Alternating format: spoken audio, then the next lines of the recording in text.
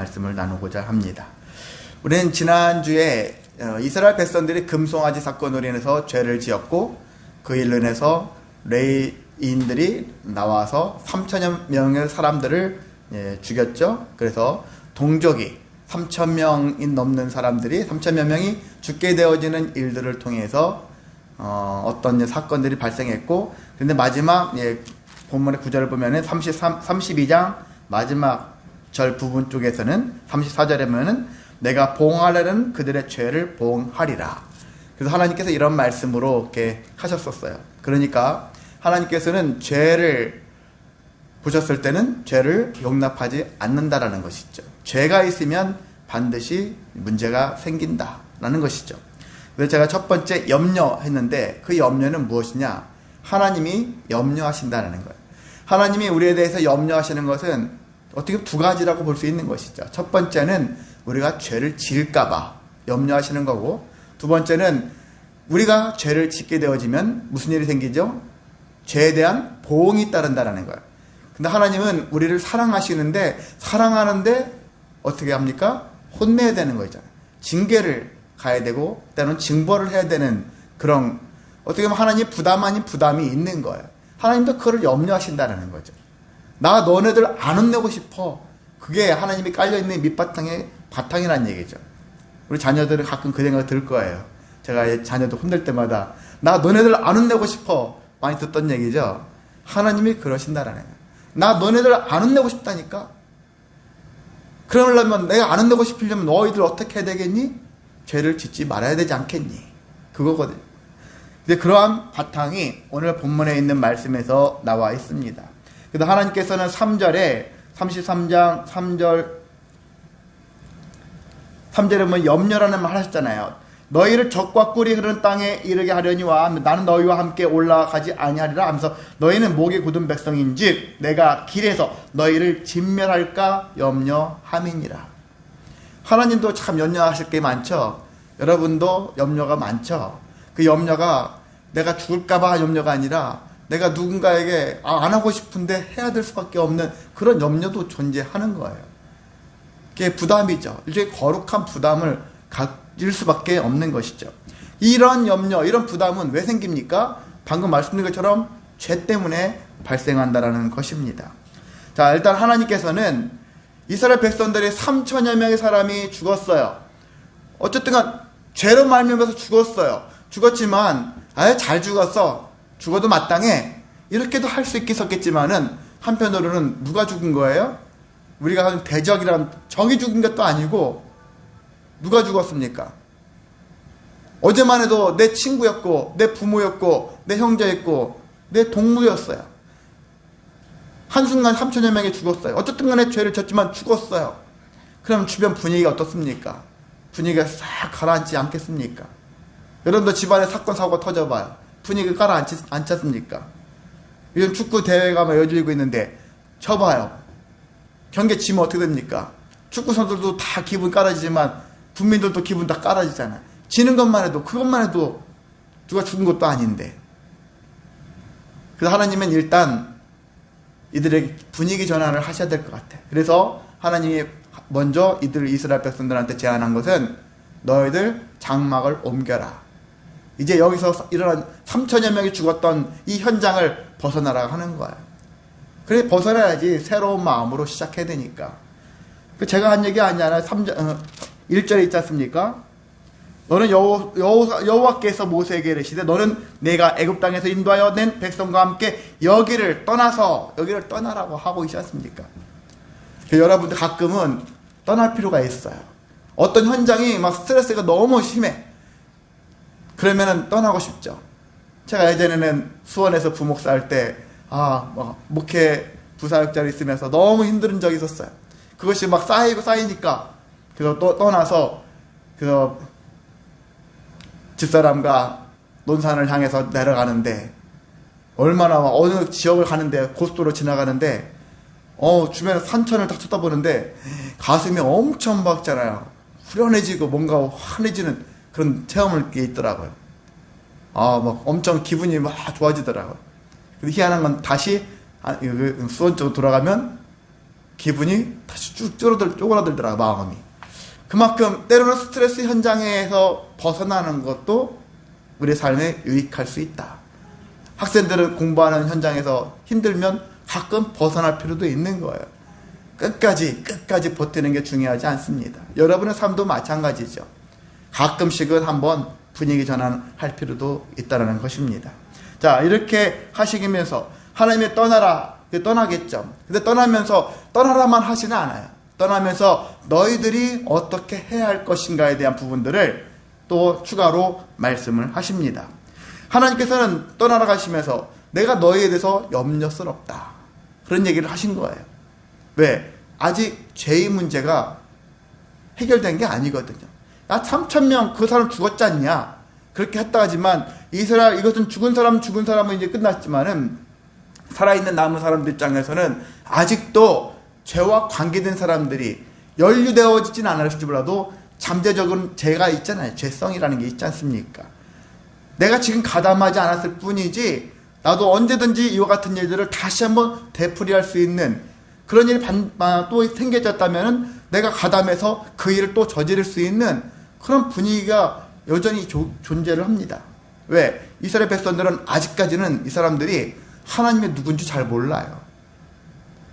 모세를 통해서 계속 얘기를 듣고 있었지만은 단기간에, 여러분도 신앙생활 1년, 2년 한 사람 열심히 한다 해도 됩니까? 10년, 20년 걸려도 신앙이 뭔지, 신앙생활이 뭔지 사실 가물가물한 사람 많거든요. 근데 이거 별로 안 됐거든요. 아직 연수가 1년도 안 된 거예요. 출애굽한 지가 몇 달밖에 안 된 거예요.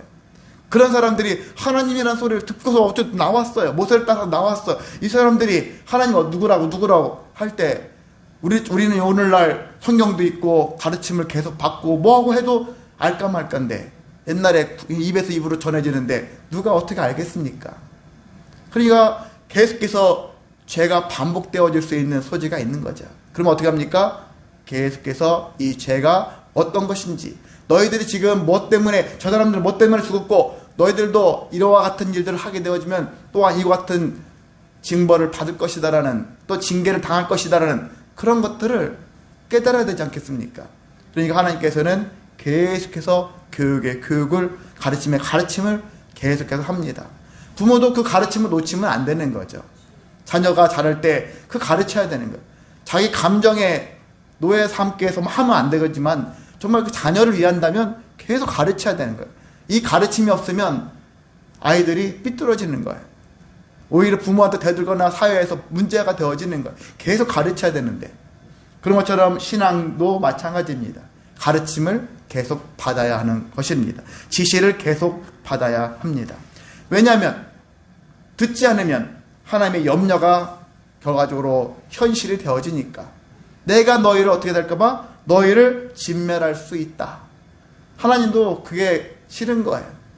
내가 어떻게 해서 너희를 여기까지 이끌어낸, 내가 너희를 얼마나 사랑하는데, 이런 마음이 계시니까. 그래서 이와 같은 마음이 있어서 이 염려 때문에 우리에게 계속해서 오늘날 말씀하고 계신다는 것입니다.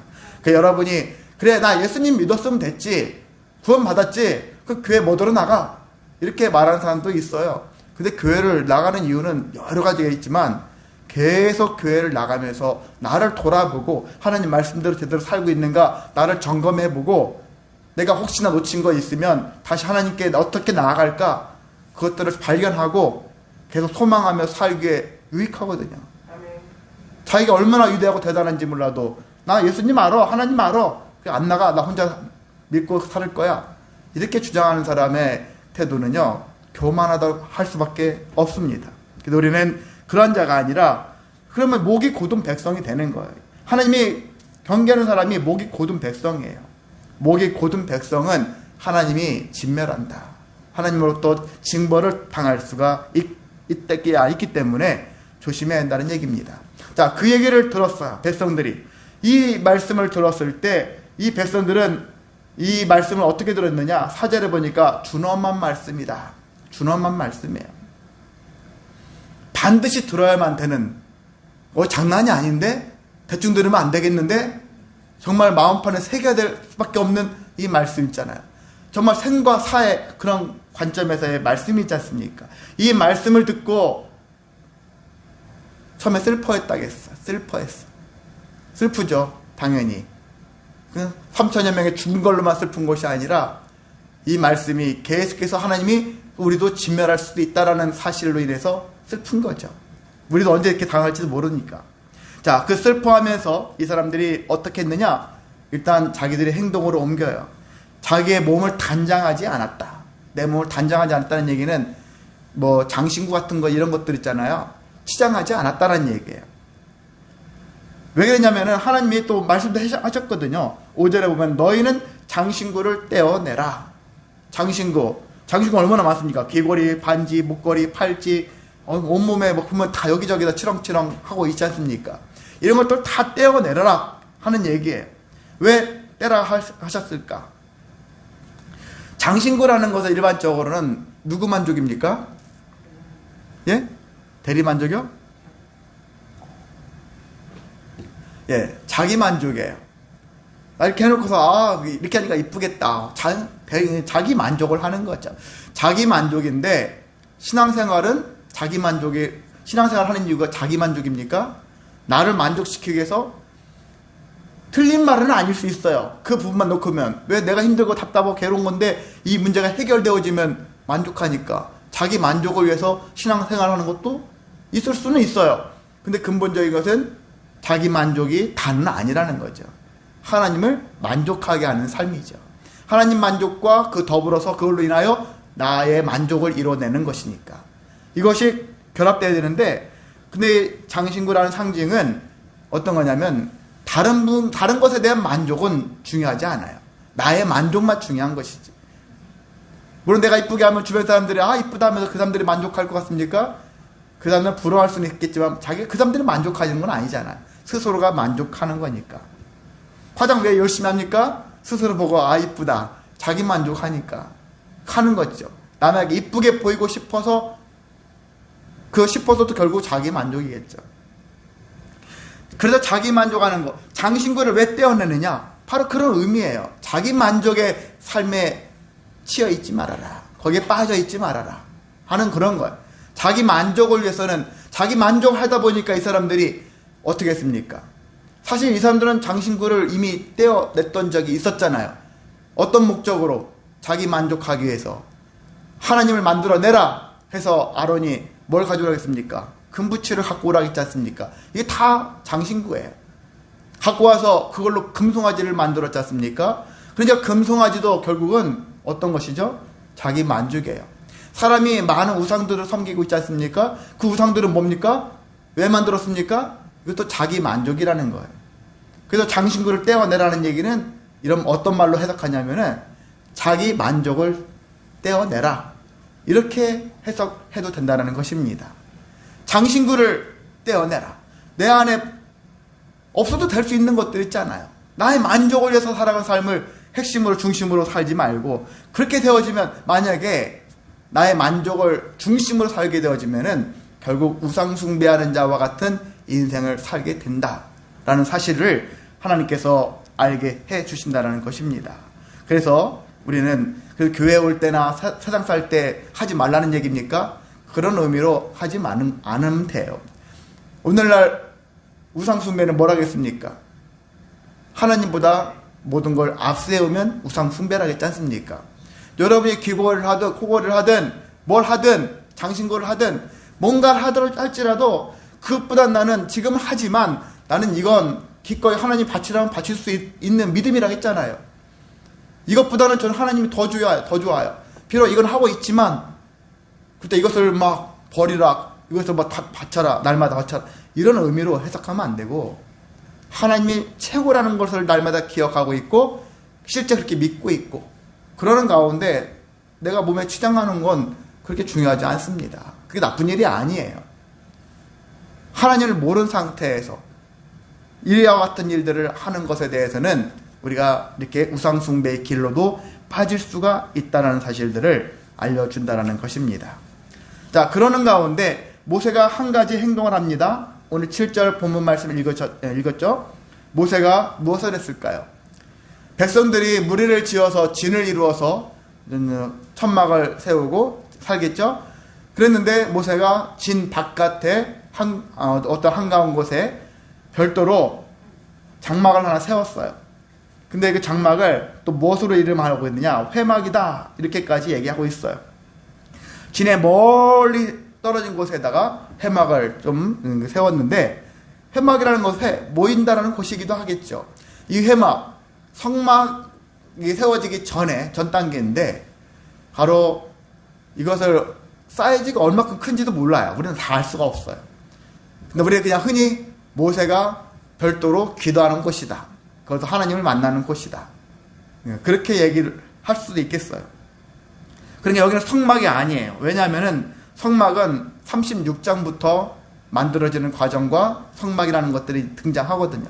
그러니까 아직 성막이 제대로 된 우리가 알고 있는 성막이 만들어진 것이 아니니까 여기서 회막, 여기서 장막은 아직 성막이 아닌 거예요. 그래서 모세의 개인적으로 하나님을 만나는, 기도하면서 할 수 있는, 기도 처소라고 할 수 있는 것들이 가장 타당하다고 할 수 있는 것입니다. 자, 그런데 모세가 이곳에 갔어요. 이곳에 갔고, 그리고 그것을 어떻게 했느냐? 백성들 중에 여호와를 앙망하는 사람들 있잖아요. 여호와를 앙망하는 사람들도 같이 일부가 따라간 것 같아요. 그런데 모세가 회막으로 가면서 그 회막으로 들어가는 그 장면, 이런 것들을 어떻게 했을까요? 8절에 보니까 이 백성들이 바라보았다 라고 하고 있어요. 바라보았다. 8절에 후막이죠. 회막에 들어가기까지 바라보며, 그리고 또 모세가 회막에 들어가고 나니까 구름 기둥이 회막에 내려왔어요. 자, 구름 기둥이 내려왔다는 것은 무엇을 상징한다겠죠? 하나님의 임재다. 하나님이 임하셨다. 빽빽한 구름이 내려오셨다. 천둥, 번개, 이런 것들. 그것이 하나님의 실체는 아니지만 그것이 상징하는 것. 하나님이 임하셨다. 모세가 장막에 들어가니까, 회막에 들어가니까 빽빽한 구름이 임했고. 근데 이걸 누가 봤어요? 여호와를 앙망하는 자들이, 모세를 따라서 거기 같이 어느 정도 일부 따라온 사람들이 그걸 지켜보고 있는 거예요. 모든 백성이 온 건 아니죠. 여호와를 앙망하는 자들이 지금 이 일들을 체험하고 있는 것입니다. 자, 그것만이 아니라, 그래서 이 사람들은 어떻게 했습니까? 그것들을 보고서 각기 또 일어나서 장막문에 서서 무엇을 했습니까? 예배를 했더라 하는 거예요. 그러니까 그 중에서, 이스라엘 백성 중에서 그나마 믿음이 있는 사람들, 그나마 여호와를 앙망하는 사람들은 모세와 함께 이쪽에 오면서 그 현상들을 보고, 그리고 여호와께 예배를 했더라.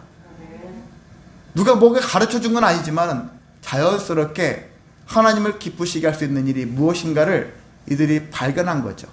그 영광의 일들을 보면서 우리가 지금 할 수 있는 일은 우리 자신을 돌아보면서 예배하는 거죠. 하나님이 임재하셨구나. 그것을 예배하는 것이죠.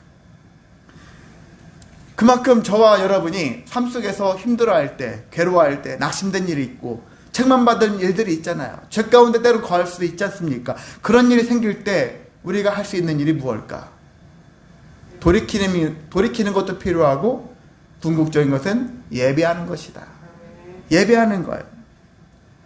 앤드류 머레이라는 사람이 있어요. 앤드류 머레이라는 사람이 한 240편에 가까운 책을 써낸 사람인데 19세기 사람이에요. 그리고 남아프리카의 성자로까지도 불린 사람이에요. 이 앤드류 머레이라는 사람이 쓴 책들이 많이 경건서적으로 많은 사람들이 읽혀주고 있거든요. 그래서 경건생활과 기도에 관한 이런 내용들을 많이 쓴 사람인데, 이 사람이 뭐라고 했냐면은, 나를 부인하고 주님을 기쁘시게 할지, 주님을 부인하고 나를 기쁘시게 할지 둘 중에 하나를 선택해라, 이런 얘기를 했어요. 여러분 어떤 길로 가시겠습니까? 시험지 내면 잘 풀어요. 정말 잘 풀어요. 그래서 삶으로는 못 풀어요. 그렇게 하지 못합니다. 정말 자기를 기쁘게 위해서 주님을 부인하고 나를 기쁘게 하는 인생을 우리가 더 많이 살아가는 경우 볼 수 있습니다. 사실 저도 돌아보면 그래요. 나를 기쁘게 하면서 많이 살았지. 우리가 사실 인간이나 사는 존재들이 대체로 그렇습니다. 그런데 할 수만 있다면 우리의 가는 방향은 어떻게 해요? 어제 저희 집에 점심에 현아 또래들이 5명이 모여서 같이 식사를 했어요. 그 중에 한 친구가 그런 얘기 하더라고. 인생은 속도가 아니라 방향이야 라고 어떤 아이가 그러더라고요. 애들도 잘 알아요. 뭐가 중요한지. 잘 알아요. 우리가 방향이 뭡니까? 나를 기쁘게 하는 사람보다 하나님을 기쁘게 한다는 것들을 우리가 이렇게 방향을 잘 알아요. 근데 방향도 중요하지만 알았으면 어떻게 합니까? 행동도 중요한 거예요. 그 알았던 것을 실천하는 것이죠. 이게 우리에게 너무나도 턱없이 부족하다는 것입니다. 그래서 저와 여러분은 아는 것만은 중요한 것이 아니라 행하는 것까지 이어져야 한다. 우리가 사랑에 대해서 얼마나 많이 압니까? 죄에 대해서 많이 듣지 않습니까? 죽음에 대해서, 믿음에 대해서 많은 얘기를 듣는데 사실 우리가 행위로까지 옮기는 데 있어서는 너무나도 인색하다 할 정도로 잘 하지 않고 있습니다. 그래서 이스라엘 백성들 그렇습니다. 우리는 먼저 여호와를 앙망하는 마음을 가져야 되겠죠. 그 앙망하는 마음을 가지고 주님께 나아가고 주님 앞에서 예배를 해야 되겠죠. 예배함으로 하나님을 기쁘시게 하고 그래서 우리가 죄를 용서함을 받고 회복하는 길로 가야 하는 것입니다. 자, 여기에 보면은 모세가 그걸로 끝난 것이 아니라 어떻게 했느냐? 이제 모세가 하나님과 만나서 함께하는 그런 장면들이 나와 있는데 뭐냐면은요, 사람들이 보니까 하나님과 모세가 아주 대면해가지고 뭐 대화를 막 나누는, 옆에서 보면 깔깔대고 웃고 막 하면 떠들고 하면 누가 대화 나누는 그런 장면 같은 인상을 받는 거예요. 그래서 그걸 보니까 더 모세에 대한 그런 마음들, 또 하나님에 대한 그런 마음들 들잖아요. 신뢰가 더 들어갈 수 있는데, 근데 당시에 이제 모세가 다시 진으로 돌아갔어요. 근데 회막에 누가 있었습니까? 여전히 있었던 사람은 여호수아가 남아 있었더라. 근데 아직까지는 젊은 수종자라고 했어요. 아직까지 젊겠죠. 왜냐하면은 나중에 모세가 80세지만 아직 출애굽 초기니까. 그래서 나중에 점점 나이를 여호수아도 뭐가 하겠지만은요, 아직은 젊은 수종자 여호수아가 회막을 떠나지 않고 회막을 지키고 있었다라는 것입니다. 사실 지켜야 되겠죠. 왜냐하면 개중에는 호기심에 또 회막을 그냥 호기심 차원에서 들여다보려고 했던 사람이라든지 뭐 그런 사람도 있을 수도 있으니까요. 자, 그건 그렇고요. 이제 마지막 단락인 기도예요. 죄 때문에 염려하게 되어졌고 그래서 나중에 백성들이 예배를 하게 되어졌는데 제일 마지막에 기도가 남았어요. 그 기도는 모세의 기도입니다. 그래서 12절부터 23절까지는 모세의 기도와 그리고 하나님의 응답에 대한 이야기들이 나열되어 있습니다. 자, 모세가 어떤 기도를 했을까? 첫 번째, 하나님, 나와 함께 보낼 자가 누구입니까? 그렇게 물었어요. 나와 함께 보낼 자. 나와 함께 할 자가 누굽니까? 그 전에는 모세는 하나님이 네 형 아론 했잖아요. 말 잘하는 아론을 붙여주겠다 했는데 직전에 아론은 큰 실수를 해버렸어요. 작은 실수가 아니에요. 3,000명 정도가 죽게 만든 일을 했던 사람이잖아요, 아론이. 물론 대제사장으로서 계속 사역을 했겠지만은 당시 이 사건은 아론도 치명상을 한번 입었던 사건이에요. 신뢰감이 떡 떨어졌어요. 내 형이지만 모세 입장에서는 별로 지금 이렇게 달가운 존재가 아닌 거예요, 현재로서는. 그러니까 나와 함께 할 자가 누굽니까? 하나님께 모세가 묻는 거예요. 이렇게 물어요. 결과론적인 것은 누굴까요? 이미 제가 방금 전에 말씀드렸던 인물, 여호수아가 함께할 자가 됐다는 얘기예요. 신뢰할 만한 자가 여호수아가 됐다는 얘기입니다. 그런데 오늘 본문에 있는 말씀은 누가 어떻게 얘기하냐면 12절에는 나와 함께 보낼 자가 누굽니까? 했었을 때 하나님께서 14절에 말씀하십니다. 내가 친히 가리라. 내가 너를 쉬게 하리라. 이렇게 말씀을 하셨습니다. 원래는 하나님이 뭐라고 했냐면 내가 너희들 떠나라 했잖아요. 33장 1절에 보면은 너희가 떠나라 하면서 뭐라 했냐면 2절에 보면 내가 사자를 너보다 앞서 보내겠다. 그러면서 무슨 얘기 또 하셨냐면은 대신 나는 너희랑 함께 가지 않을 거다. 이렇게 얘기하셨거든요. 모세가 그 얘기를 예의주시하며 들었어요. 들은 것에 대해서 지금 얘기하는 거예요. 하나님이 같이 안 가신다면은 도대체가 이게 말이 됩니까? 그런 얘기예요. 그래서 하나님께 간구하는 거죠. 그랬더니 하나님이 한 발 뒤로 후퇴 물러나십니다. 그래서 하시는 말씀이 뭡니까? 14절에 내가 친히 가겠다. 안 가! 하나님 그러셨는데 내가 그래도 갈게. 다시 돌이키시는 거예요. 하나님 입장에서. 왠지 모세가 막 따졌거든요. 반드시 하나님이 가셔야 됩니다. 한마디로 하나님이 안 가시면 어떻게 하면 됩니까? 하면서 따졌거든요. 그랬더니 하나님이 가시겠다. 응답하신 거죠. 그뿐만 아니라 모세에게 너를 쉬게까지 해주겠다. 지도자 위치가 한순간도 쉼이 없지 않습니까? 쉼이 없는 위치예요. 사실 대통령이란 자리도 24시간 언제 뭔 일이 생길지 모르는, 어떻게 보면 늘 비상사태처럼 하는 상태. 부모라는 존재도 어린아이 특히 키울 때는 늘 비상해요. 자다가도 이 아이가 무슨 일이 생길까봐 아기가 응애 해버리면 갑자기 벌떡 일어나서 돌봐야 되고, 늘 24시간 비상 상황처럼 대처를 해야 되겠죠. 그래서 준비를 해야 되겠죠. 그런 것처럼 바로 늘 피곤한 인생이 될 수 있는데 하나님이 모세에게 내가 너를 쉬게 하겠다. 그렇게 약속을 하시지 않습니까? 그러면서 또 내가 너와 함께 하겠다. 임마누엘 하나님을 재확인시켜 주고 있습니다. 자, 두 번째, 세 번째 또 질문도 합니다. 하나님이 그랬거든요. 나는 이름으로도 너를 알고 너도 내 앞에서 은총을 입었다 해서 12절과 17절에 같은 말씀이 있어요. 나는 이름으로도 너를 알고 있다라는 이 이야기를 하신 이유는 내가 너와 다른 자들보다 특별히 너와 친하다 얘기하는 거예요. 세상에 수많은 사람이 있지만 여러분 다 이름 압니까?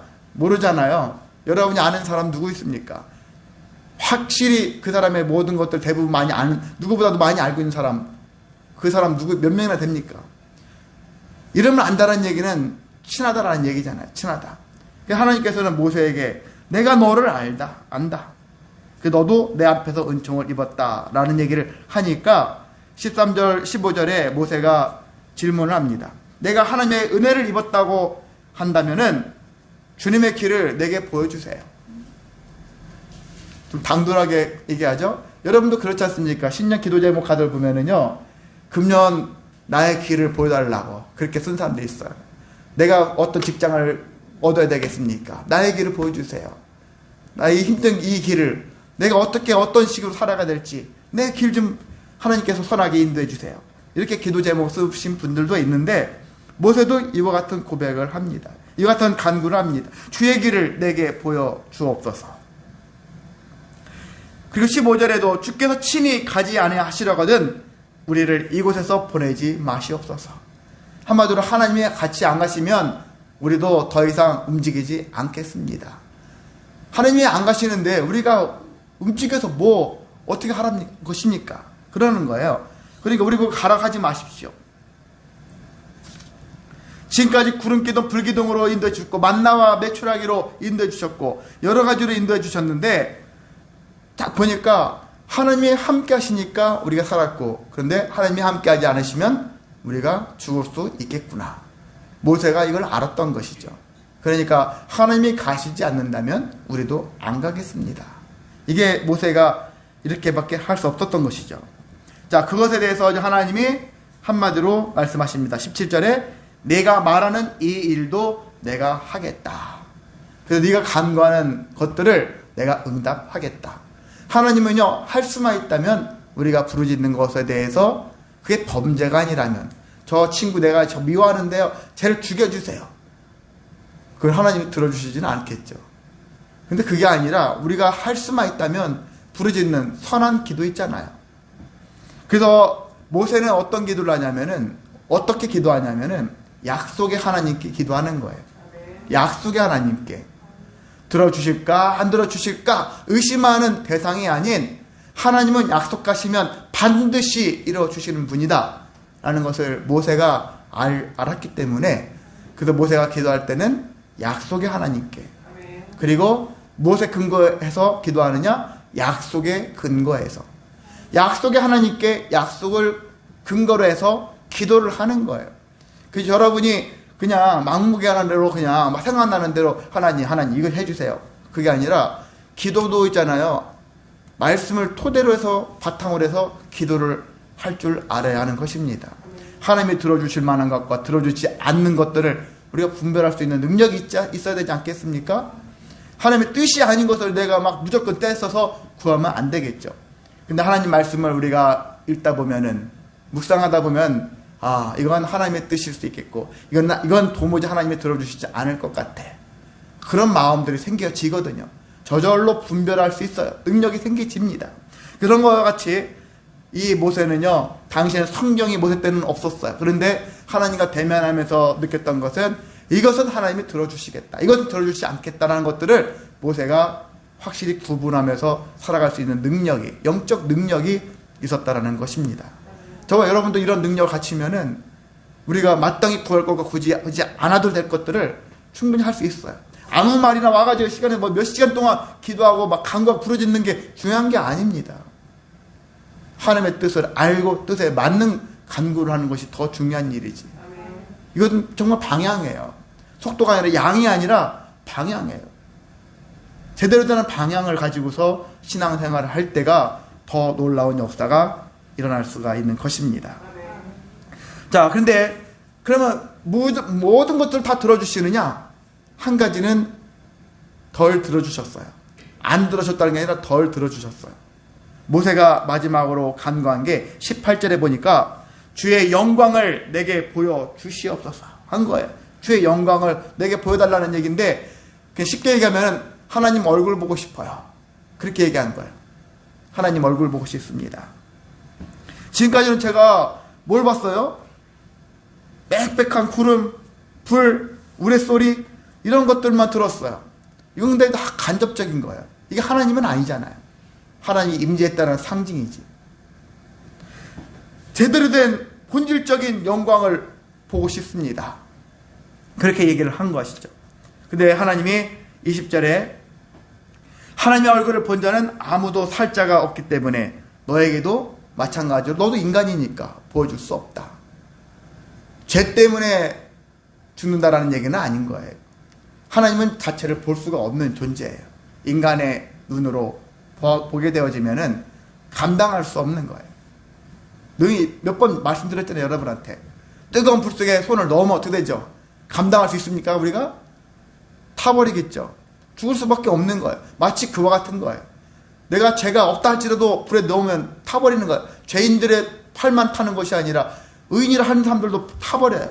마찬가지로 하나님이라는 존재 앞에서는 우리가 모두가 감당 못해요. 목숨을 부지할 수 없는 그러한 위험이 있다는 거예요. 도대체 어떤 걸로 되어 있길래, 어떤 식의 모양인지 우리는 알 수 없어요. 그렇지만 우리는 알죠. 창세기 1장에 2장에 하나님의 형상대로 우리가 지음받았다. 하나님이 어떤 모습일지 모르겠지만은 그냥 대략 유추만 할 뿐입니다. 근데 모세가 보고 싶다 했는데 하나님이 그래서 야, 나를 본 자는 살 자가 없어. 너한테도 보여줄 수 없어. 그런데 하나님께서 지혜를 하나 주십니다. 근데 너는 대신 내 뒷모습은 볼 수 있게 해줄게 하는 거예요. 그래서 내가 딱 지나가면은 내 뒷모습을 보거라 얘기하는 거예요. 그래서 여기 보면 23절에 22절과 23절을 보겠습니다. 내 영광이 지나갈 때 내가 너를 반석 틈에 두고 내가 지나도록 내 손으로 너를 덮었다가 손을 거두리니 네가 내 등을 볼 것이요 얼굴은 보지 못하리라. 지나갈 때 다 지나가실 때 보면 안 되고 바위 틈에 한마디로 머리 숙이고 숨어 있어야 돼. 얼굴 들면 안 돼. 지나간 다음에 뒷모습을 보라는 거예요. 이렇게 모세를 보호하시기 위해서 이렇게 했다는 얘기죠. 그러니까 100% 응답되어진 건 아니지만 그래도 세모잖아요. 하나님이 할 수만 있다면 이렇게 응답해 주시려고 한다는 얘기죠. 그러니까 부질없어, 에이 말어, 쓸데없는 그러한 강구야, 이렇게 내치지 않고 최대한 내가 해줄 수 있는 범위에서는 최대한 해줄게. 이게 기도입니다. 기도할 때 하나님이 우리를 향하신 마음이 어떤 마음인지, 그럼 우리가 어떤 자세로 기도해야 될지, 여기 있는 여호와를 앙모하는 것과 같이 모세처럼, 모세가 기도를 왜 했을까요? 하나님, 저것들 죄인들이죠. 저는 착하죠, 의인이죠. 저만 살려주세요. 이건 아니지 않습니까? 모세가 뭘 기도했겠습니까? 이스라엘 백성들을 용서해 주옵소서. 저들을 용서해 주시고 저들을 구원해 주옵소서.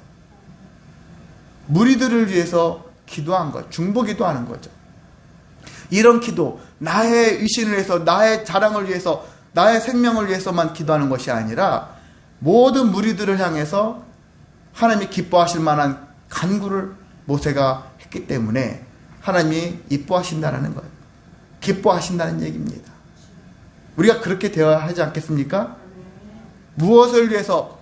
하나님의 영광을 보고서 난 하나님의 영광을 봤다, 자랑하려고?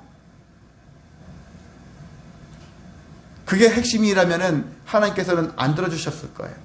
근데 모세는 더 확신이 필요했고, 하나님이 필요했고, 하나님의 영광이 필요했던 이유가 그런 것, 확신, 더 열심히 주의 일을 감당하고자 하는 그런 열망이 하나님의 영광을 보고 싶어 했던 거예요.